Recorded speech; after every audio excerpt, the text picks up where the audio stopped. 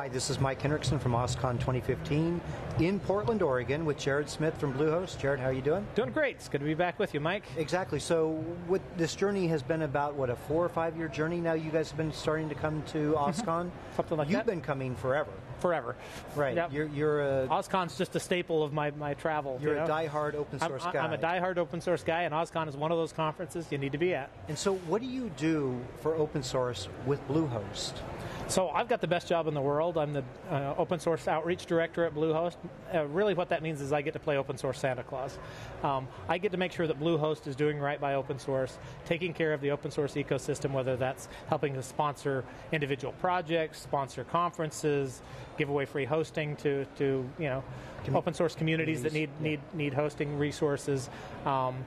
Having developers work on upstream code, pushing our own patches that we build internally upstream, all those sorts of things to just make sure that the open source community and the open source ecosystem continues to be strong and have the resources it needs to be successful. So you, as Bluehost as a company, and you're part of Endurance International, but you guys also use open source too to run your business. We're almost completely built on open source. We love open source.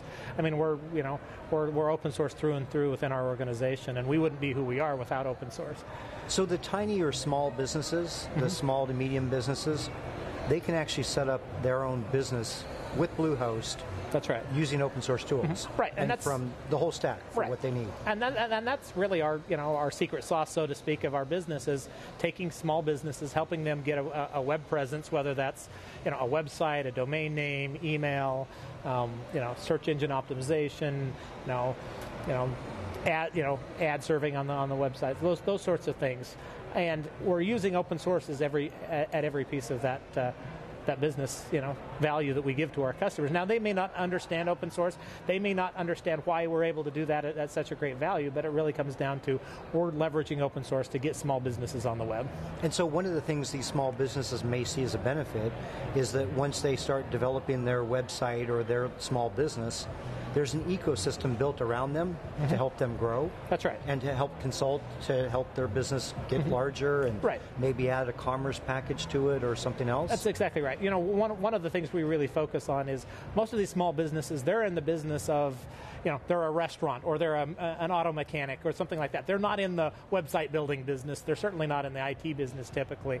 And so for them, building a website or setting up email, that sort of thing, is something that they may be unfamiliar with. And that's where we come in. We can help them, whether it's just providing the tools and they learn how to make things work on their own, or then being able to call us on the phone or with an email or a chat and say, hey, how do I get such and such accomplished? And we help them do that without losing focus that they're not in the IT business. They're in like I said, they're an auto mechanic or a bakery or a restaurant. Yeah. Yes. And so one thing you're doing now is helping them get started with this new book with Shelley Powers. The great author Shelley Powers wrote a book intended for your audience? Yeah, we really wanted to work together, with you guys at O'Reilly, and certainly with Shelley as the author, to come up with a book that helps people get their business on the web, helps explain those things. What is a domain name and why do I need one? What is hosting and how does that work?